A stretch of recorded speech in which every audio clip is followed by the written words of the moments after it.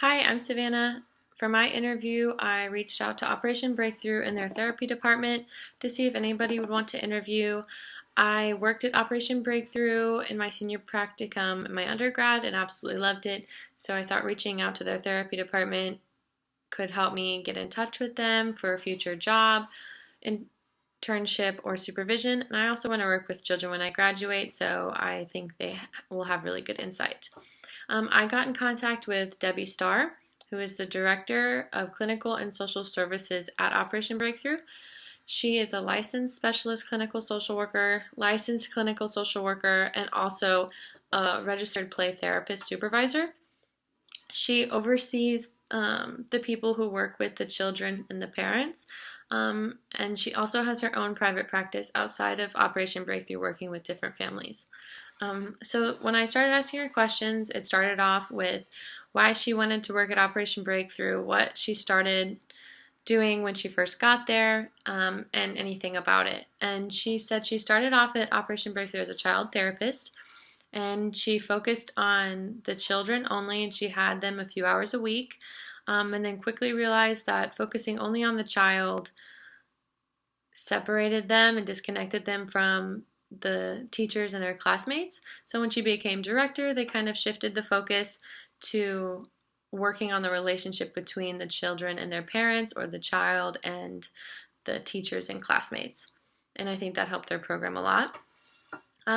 She's always been kind of a part of Operation Breakthrough through her family. Her dad was kind of a friend of one of the founding sisters, so she kind of grew up knowing about Operation Breakthrough. And then when she started working there, she was in her clinical year for her internship, and she's been working there ever since. After that, we kind of started talking about the differences between a social work degree and a counseling degree. And she basically said a social work degree is a generalist degree that focuses on person and environment rather than person as an individual, as a counseling degree would. And she said that there was no specific teachings on interventions or approaches, not as much psychological work in her program, but she did have to go through different trainings to be able to practice, and internships and supervision.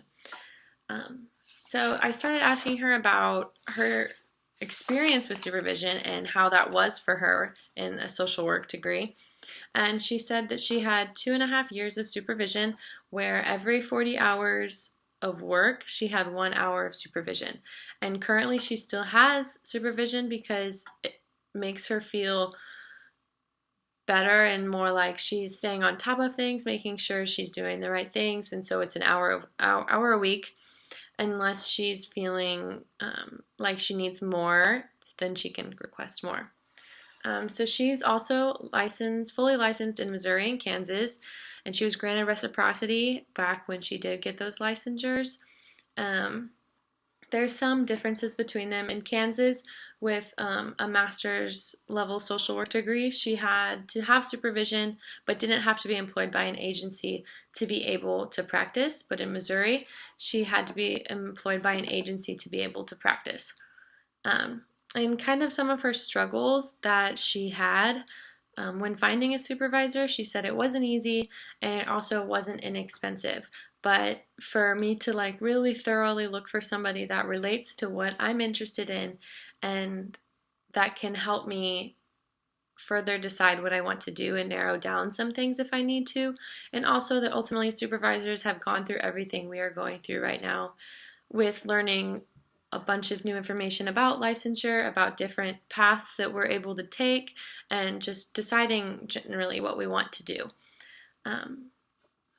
So then I started talking to her about her struggles that she has at Operation Breakthrough, if she has any, or what her self-care and coping systems are. And she said since Operation Breakthrough is such a big organization, they didn't shut down for COVID, so the children have been going every single day. And on top of the COVID-related stress that everybody's experiencing, the families at Operation Breakthrough also experience high levels and intense levels of poverty and also institutional racism. So they are having to really focus on helping the children and their parents through these times.